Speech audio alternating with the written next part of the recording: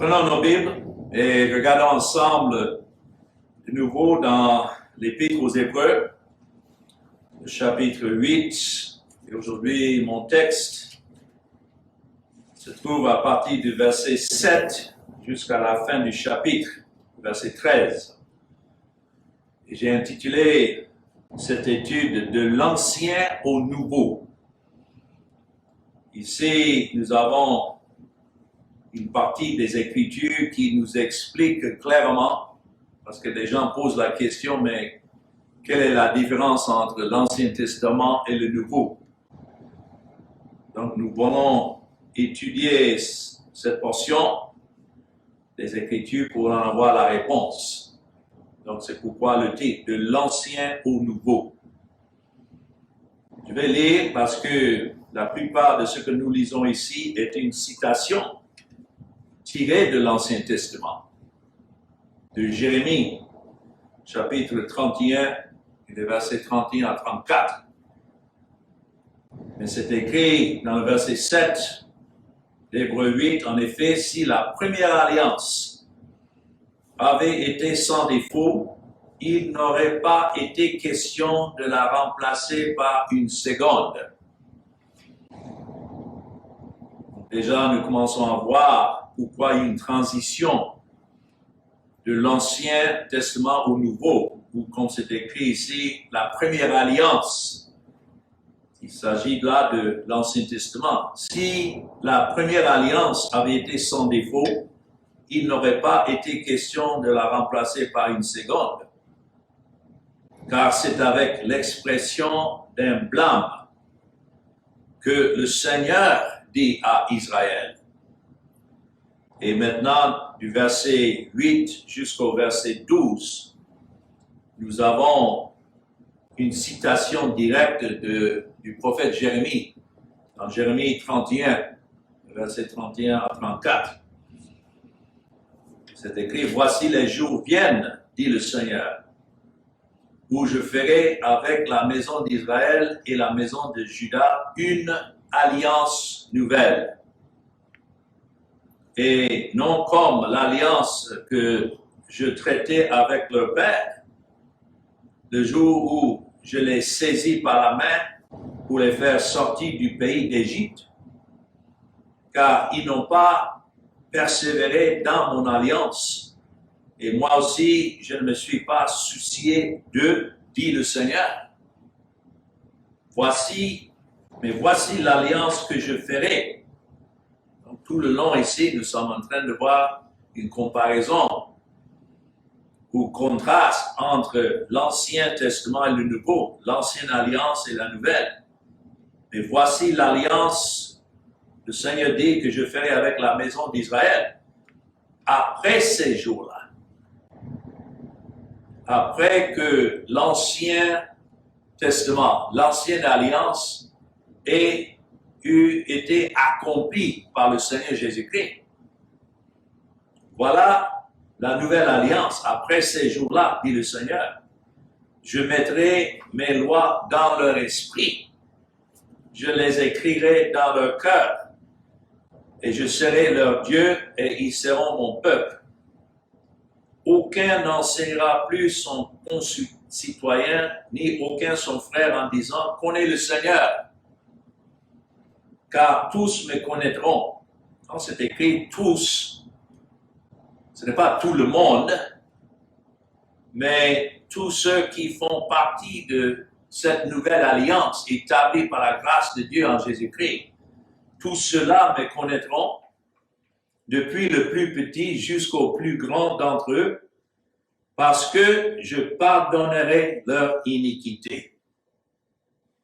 Donc, cette transition de l'Ancien Testament au Nouveau a eu lieu lorsque Dieu a pardonné les péchés de ceux qui faisaient partie de cette nouvelle alliance que Christ a établie par sa mort. Comme il a dit à ses disciples, la nuit avant d'aller à la croix, lorsqu'il célébrait la dernière Pâques avec ses disciples, il a dit, en parlant de la coupe, que cette coupe était la nouvelle alliance dans son sang. Et voilà pourquoi il y a maintenant cette transition. Si on ne retient pas autre chose en parlant de l'ancien au nouveau, qu'est-ce qui a changé? C'est la mort de Christ. C'est le fait qu'il est venu et qu'il a satisfait tout ce qui était écrit selon la loi et la justice de Dieu. Et le résultat est alors le véritable pardon des iniquités. Tout ce que les sacrifices de l'Ancien Testament pouvaient faire, c'était de couvrir, c'était une couverture des péchés. Mais dans la mort de Christ, il y a eu le pardon, la justification des pécheurs. C'est là que ça a eu lieu. C'est ainsi dit, parce que je pardonnerai leur iniquité et que je ne me souviendrai plus de leurs péchés.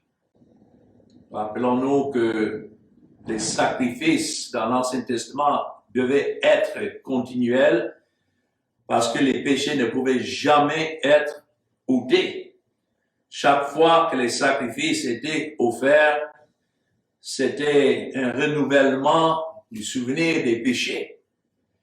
Mais la mort de Christ étant une fois pour toutes et une fois pour toujours,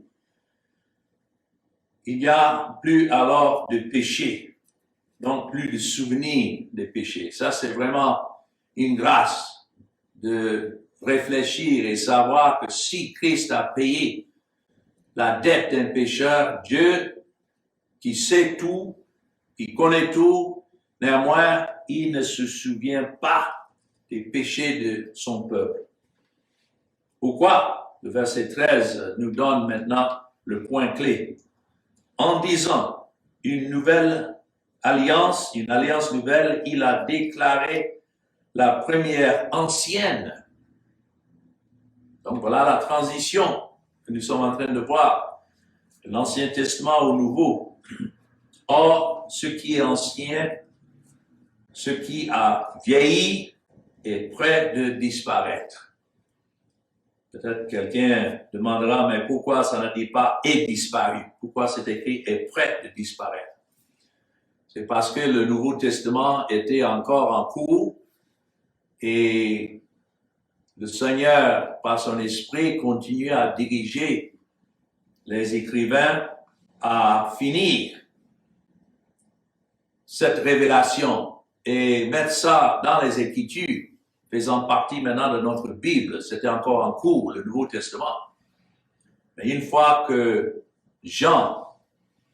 l'apôtre Jean a fini d'écrire le livre d'Apocalypse, c'est clair qu'il ne devait plus avoir encore de révélation. Et l'Ancien Testament alors étant achevé et le Nouveau établi, voilà maintenant que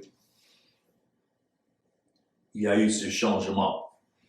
Alors, revenons dans verset 7 ici, et prenons ces versets pas à pas.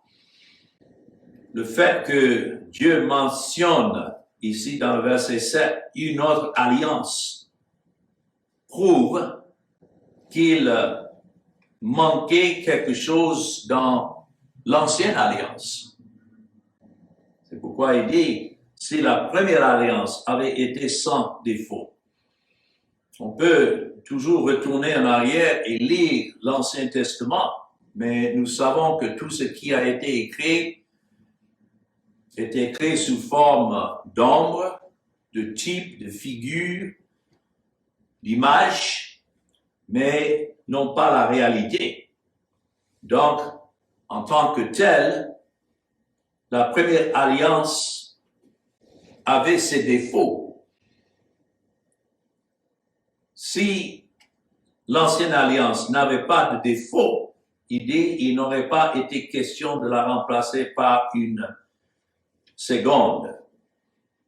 si cette première alliance avait été irréprochable, et nous savons que le problème n'était pas nécessairement avec l'alliance, parce que l'alliance a été établie par Dieu. La loi est bonne, la loi est spirituelle, c'est comme ça Paul le dit dans Romains chapitre 7. Mais le problème, c'est avec les hommes. Qu'aussi longtemps que cette alliance existait, les impositions de la loi, le défaut se manifestait davantage des hommes et des femmes qui étaient sous cette alliance, étant incapables d'obéir et d'accomplir ce que cette alliance exigeait. Donc, si Dieu a établi une nouvelle alliance, c'est ainsi que nous voyons sa grâce. S'il a établi une nouvelle alliance, cela signifie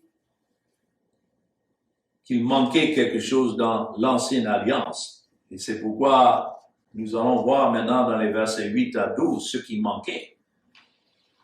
Ici, la nouvelle alliance, dans ce passage tiré de Jérémie chapitre 31, versets 31 à 34, cette nouvelle alliance est présentée dans les Écritures comme la réponse au défaut de la première alliance. Dans ce passage de Jérémie 31, Dieu montre ce qui manquait dans l'ancienne alliance et annonce déjà, ce n'est pas que Dieu a mis en place l'ancienne alliance et puis il imaginait que oui, les hommes allaient obéir, donc c'est en fin de compte, il a dû reprendre et maintenant établir la nouvelle. Non, même dans l'Ancien Testament, ça a été prévu par Dieu lui-même qui devait avoir cette nouvelle alliance. La nouvelle alliance était déjà promise. J'ai l'habitude de dire que le Nouveau Testament est dans l'Ancien caché et l'Ancien est dans le Nouveau révélé. Mais les deux étaient déjà en vue par Dieu lui-même à l'époque de Jérémie. La nouvelle alliance était encore dans le futur. C'est pourquoi il a dit dans le verset 8 cette phrase, « Voici les jours viennent, dit le Seigneur, où je ferai avec la maison d'Israël et la maison de Juda une alliance nouvelle. » Et lorsque nous continuons à lire, nous découvrons que cette maison d'Israël et cette maison de Juda n'étaient pas la postérité physique d'Abraham que Dieu a en vue ici, mais Israël spirituel. Que ce que la maison d'Israël et la maison de Juda n'ont pas pu accomplir en tant que juifs sous la loi, maintenant, dans le Nouveau Testament, il s'agit d'un autre Israël, un Israël spirituel, dont l'apôtre Pierre lui-même donne la signification dans son épître, dans 1 Pierre chapitre 2, où il dit dans le verset 9, écrivant aux croyants du premier siècle, mais il faut dire aux croyants de cette nouvelle alliance établie dans la croix du Seigneur Jésus. Notons 1 Pierre chapitre 2 et le verset 9. Vous, au contraire, vous êtes une race élue. Donc voilà les comparaisons avec Israël à l'époque. C'était une nation élue, mais ça représente l'Église du Seigneur Jésus-Christ, formée des élus, une race élue de tout temps, depuis le début, depuis la création jusqu'à la fin du temps. Un sacerdoce royale. Nous n'avons plus de sacrificateurs qui doivent nous représenter devant le trône de Dieu, mais chaque élu, chacun pour qui Christ a versé son sang, est un sacrificateur devant Dieu, comme dans l'Ancien Testament, les Lévites, les sacrificateurs, servaient le souverain sacrificateur, Aaron. Ainsi, dans ce nouvel Israël, les sacrificateurs représentent les membres du corps de Christ. Comme sacrificateurs, nous n'avons pas besoin de passer par autres médiateurs, mais qui servent Christ, notre souverain sacrificateur. Vous voyez les comparaisons, les contrastes. Une nation sainte, ce que Israël n'a pas pu être. Maintenant, à cause de la justification et la sanctification accomplie par le Seigneur Jésus-Christ à l'égard de son peuple dans cette nouvelle alliance, alors chaque membre est déjà déclaré saint devant Dieu. Ce n'est pas quelque chose que nous poursuivons pour devenir saint. Notre sainteté est dans notre représentant, Christ, qui a accompli cela. Notons un peuple acquis. Voilà ce qui était nécessaire à ce que chaque membre de cette nouvelle alliance, de ce nouvel Israël, soit racheté. C'est ça le mot, acquis. Et réconcilié avec Dieu, afin que vous annonciez les vertus de celui qui vous a appelé des ténèbres à son admirable lumière. Voilà l'importance de cette nouvelle alliance, mais dans son contexte, revenant dans Hébreux chapitre 8, cette prophétie de Jérémie qui est citée ici vient probablement de l'époque lorsque Jérémie l'avait annoncé. C'était à l'époque du renouvellement de l'alliance de Josias, après avoir trouvé la loi.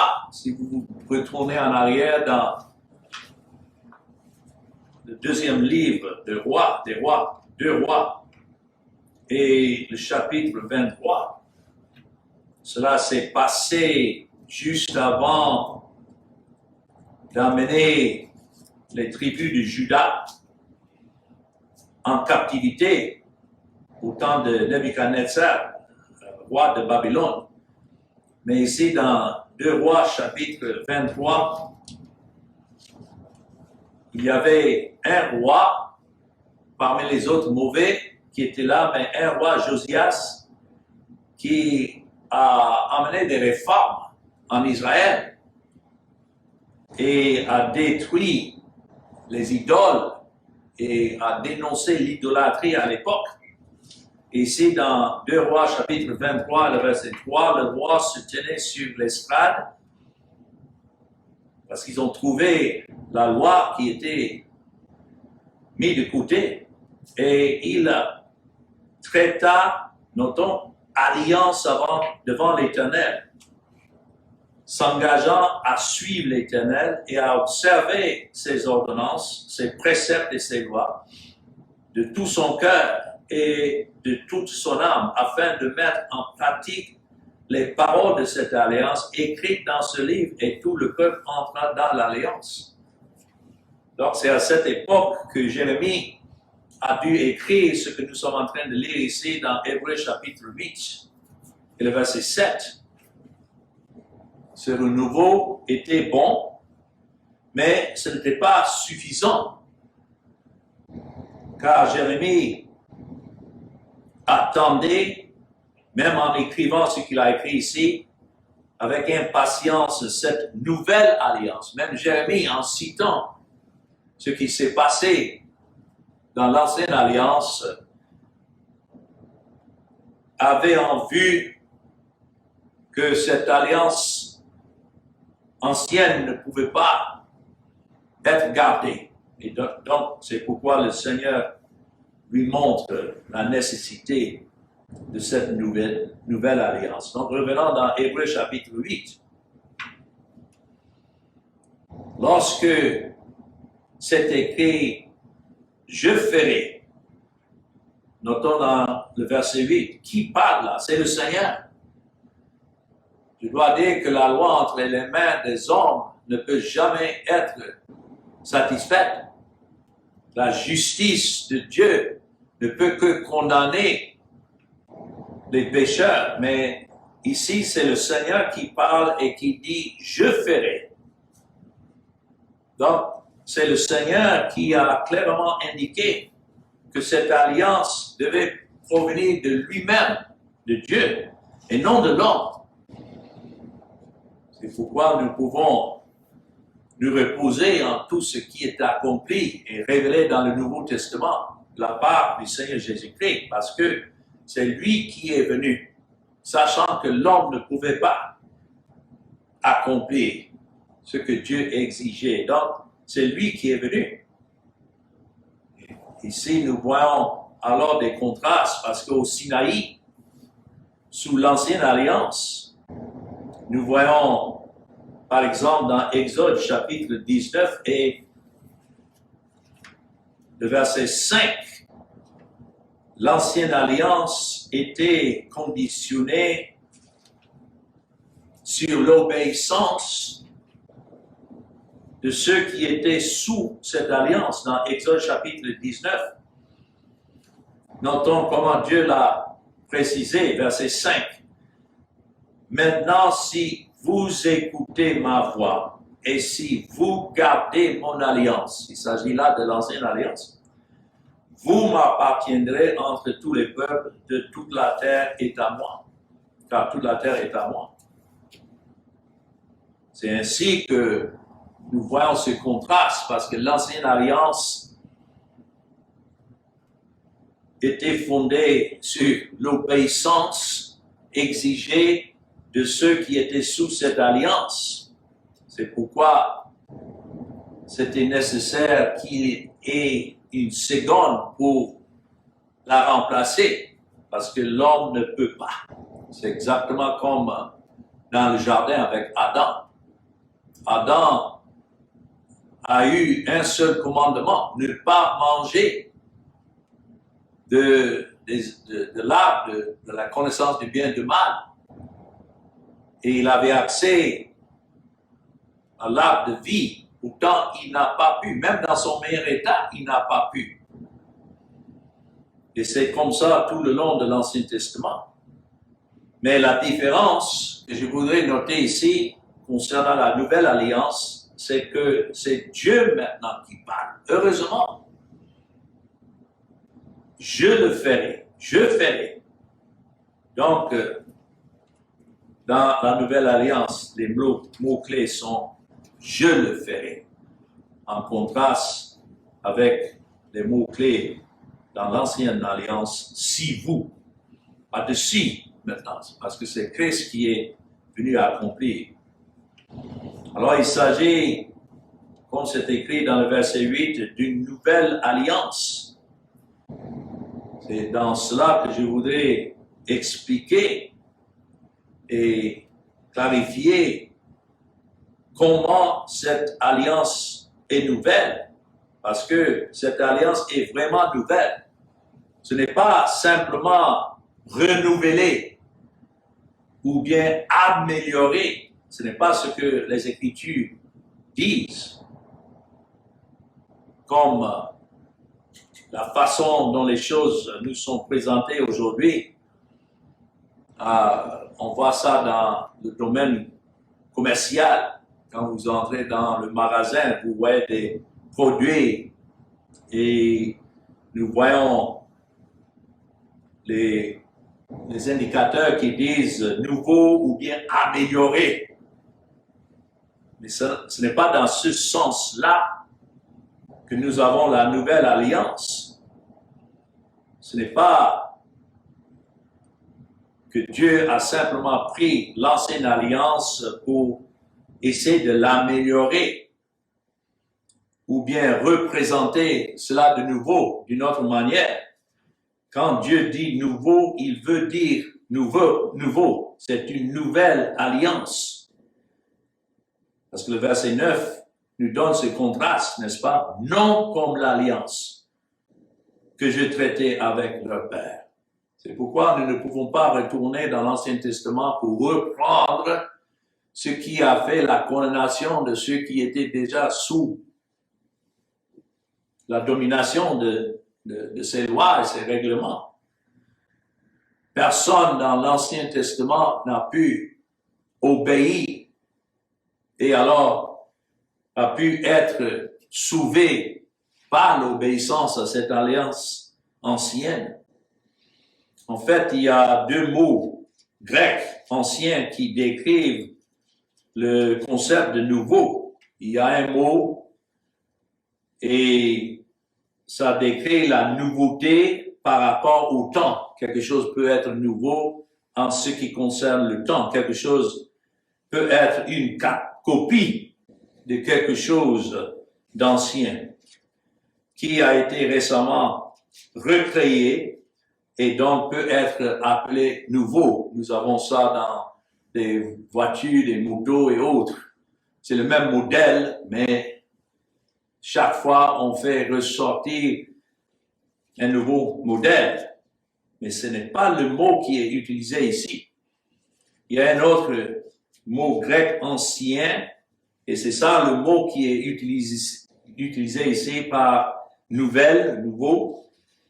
Ça décrit quelque chose qui n'est pas simplement nouveau en référence au temps, mais c'est vraiment nouveau dans sa qualité. Ce n'est pas comme. Voilà ce que le verset 9 dit. Non comme. Ce n'est pas simplement une nouvelle reproduction de quelque chose d'ancien, mais nouvellement établi. Et cela, comme j'ai déjà expliqué, devait être fait avec la maison d'Israël et la maison de Juda. Mais non comme l'alliance faite avec leur père, mais un nouveau peuple, un nouvel Israël, et donc une nouvelle alliance pour ce peuple. Et la différence, nous voyons ici, parce qu'il explique la différence dans le verset 9, comment il a fait sortir ce peuple d'Égypte. Mais encore, entre leurs mains, ils n'ont pas pu persévérer. Vous voyez ça dans le verset 9. Et Dieu dit simplement, je ne me suis pas soucié d'eux. Il y a beaucoup aujourd'hui qui veulent croire que non, Dieu réserve toujours une préférence pour le peuple juif. Et donc, dans leur prédication, les prédicateurs du jour sont toujours en train de parler comme si le peuple physique, les descendants naturels d'Abraham est le peuple préféré de Dieu. Non. Ici, même parlant de l'ancien Israël, Dieu dit, je ne me suis pas soucié d'eux, dit le Seigneur.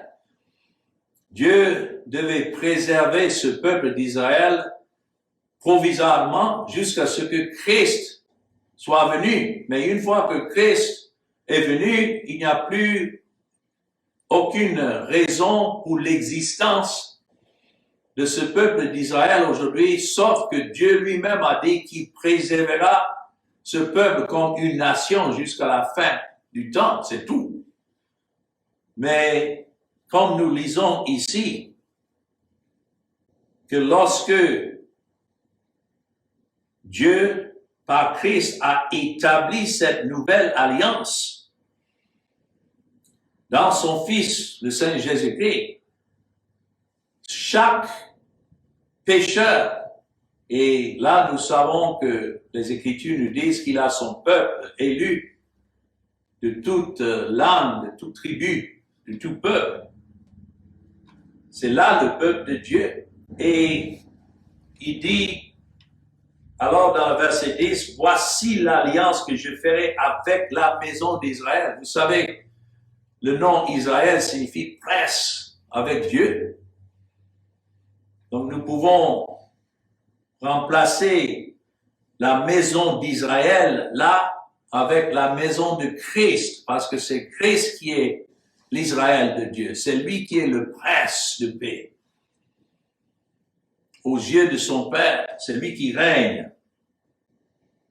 Et donc, après ces jours-là, dit le Seigneur, nous voyons donc cette transition de l'ancien au nouveau. Les faiblesses de l'ancienne alliance, encore, n'étaient pas dans l'alliance elle-même, mais c'était dans la faiblesse ou l'incapacité de ceux qui étaient sous cette alliance. C'est la raison pour laquelle l'ancienne alliance n'a pas fonctionné et qu'elle n'a pas continué, parce que c'est écrit, ils n'ont pas pu continuer. Ils n'ont pas pu, verset 9, préserver. Alors voilà la grâce de Dieu, que dans la faiblesse des pécheurs, c'est Dieu lui-même qui a établi dans son Fils, le Seigneur Jésus-Christ, cette nouvelle alliance. Et a établi ça, non pas sur les sacrificateurs ou bien les souverains-sacrificateurs selon l'ordre d'Aaron, non. Voilà l'importance de l'ordre de Melchizedek, roi de justice, roi de paix. C'est le Seigneur Jésus-Christ. Alors, le résultat, c'est comme nous avons vu. Et c'est évident que ça parle là de l'œuvre de Christ, que Dieu devait alors par son œuvre pardonner les iniquités de chacun dans cette nouvelle alliance et ne plus souvenir de leurs péchés. C'est pourquoi la nouvelle alliance est meilleure, parce que dans la nouvelle alliance, nous avons une véritable purification complète du péché, la justification devant Dieu. Et cela était différent et meilleur que la simple couverture du péché dans l'ancienne alliance. Alors je voudrais venir maintenant dans le verset 13 pour conclure. Quelle est alors la signification de cette nouvelle alliance, surtout dans nos prédications? Parce que c'est écrit une nouvelle alliance et ainsi la première a été rendue obsolète. Maintenant, ce qui devient obsolète est vieilli et prêt à disparaître. Et maintenant que nous lisons cela, nous pouvons dire oui, c'est complètement disparu, vu le fait que le Nouveau Testament maintenant est complet. Alors, quelle est la différence? Quelles sont les différences? Ça, c'est tout un message que, si vous voulez noter ces points de différence, je sais que nous n'aurons pas le temps de tout comprendre dans ce message-ci, parce que en étudiant, j'ai relevé 17 différents points entre l'ancienne alliance et la nouvelle, mais je vais simplement les citer ici. Premièrement, ils ont été institués à des époques différentes. Quand on parle de l'ancienne alliance, il faut dire que c'était à peu près 1446 ans avant Christ. Et la nouvelle alliance vers l'année 33 après Christ. Deuxièmement, ils ont été institués à différents endroits. Quand on note les différences, l'ancienne alliance était au mont Sinaï, la nouvelle alliance au mont Sion, Calvaire. On ne doit pas les confondre. Nous devons rester sur Calvaire, parce que c'est là que Christ a tout accompli. Numéro 3, ils ont été parlés ou donné, révélé de différentes manières. Quand on étudie dans Exode chapitre 19, lorsque Dieu a donné sa loi, l'ancienne alliance a donné de peur et d'effroi au mont Sinaï. Mais en ce qui concerne la nouvelle alliance, le Seigneur Jésus-Christ, toute la justice de Dieu est tombée sur lui comme Fils de Dieu. Et cette nouvelle alliance, en contraste avec l'ancienne, a été révélée avec amour et grâce pour ceux pour qui Christ représentait. Numéro 4, sont des médiateurs différents. Moïse a été le médiateur de l'ancienne alliance, mais il n'était qu'un simple homme. Mais Jésus est le médiateur de la nouvelle, le Dieu homme. Numéro 5, ils sont différents dans le sujet. L'ancienne alliance exigeait une alliance d'œuvre. Je crois que même dans l'ancienne alliance, il y avait le message de grâce dans les sacrifices, mais pour son efficacité, ça exigeait l'obéissance des hommes. Mais en ce qui concerne la nouvelle alliance, ça a été accompli à travers l'œuvre unique du Seigneur Jésus-Christ, pas les œuvres, mais l'œuvre unique du Seigneur Jésus. Numéro 6, ils sont différents dans la façon dont ils ont été consacrés. Dans l'ancienne alliance, ça a été consacré avec le sang des animaux aspergé sur le peuple. Et vous pouvez noter la référence dans Exode 24, versets 5 à 8. Mais la nouvelle alliance a été consacrée, comme nous sommes en train de voir à travers cette épître aux Hébreux, avec le sang singulier de Jésus, signifiant sa mort sacrificielle, appliquée à son peuple qui il est mort. Numéro 7, ils sont différents dans leur sacrificateur. L'ancienne alliance est représentée par le sacerdoce de la loi de Moïse et des souverains sacrificateurs descendants d'Aaron. Mais la nouvelle alliance a un sacerdoce de tous les croyants. Chaque croyant, chaque membre élu du corps de Christ est un sacrificateur devant Dieu. Et Christ est notre sacrifice. Mais en cela, nous avons un souverain sacrificateur selon l'ordre de Melchizedek, qui n'avait pas de commencement ni de fin. Numéro 8, les deux testaments sont différents dans leur sacrifice. L'ancienne alliance exigeait une répétition sans fin des sacrifices, parce que les sacrifices ne pouvaient pas ôter le péché. Mais la nouvelle alliance nous donne un sacrifice parfait, une fois pour toutes, et celui du Fils de Dieu lui-même. Numéro 9, les deux sont différents dans la façon et l'endroit où ils ont été écrits. Notons, c'est ce qu'il a dit dans notre texte, dans le verset 10. Dieu a dit, je mettrai mes lois dans leur esprit. L'ancienne alliance a été écrite par Dieu sur des tablettes de cailloux, de pierre. Mais la nouvelle alliance est écrite par Dieu dans le cœur de son peuple, par l'esprit. Numéro 10, ils sont différents dans leur objectif. Le but de l'ancienne alliance était de découvrir le péché. Je ne peux pas insister assez là-dessus. Ça n'a jamais été donné comme moyen de salut. Mais pour découvrir davantage le péché et de condamner et de mettre une clôture autour du péché.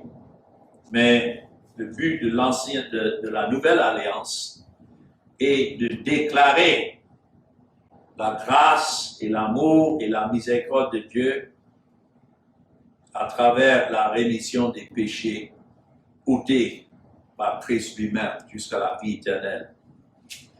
Numéro 11, ils sont différents dans leur effet pratique sur la vie.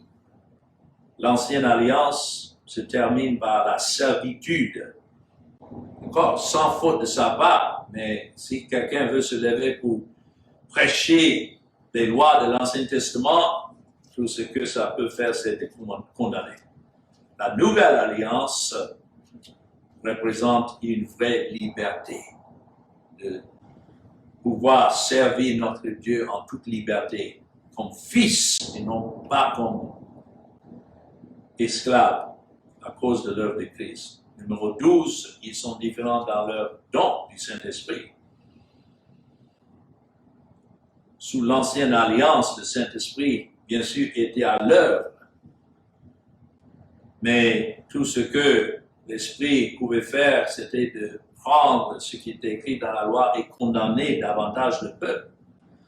Mais dans la nouvelle alliance, nous avons le Saint-Esprit qui est répandu librement sur tous ceux qui sont les objets de l'œuvre de Christ et l'objet de la foi. Numéro 13, ils sont différents dans leur concept du royaume de Dieu. Dans l'ancienne alliance, le royaume de Dieu était principalement considéré comme le règne suprême d'Israël et sur les nations.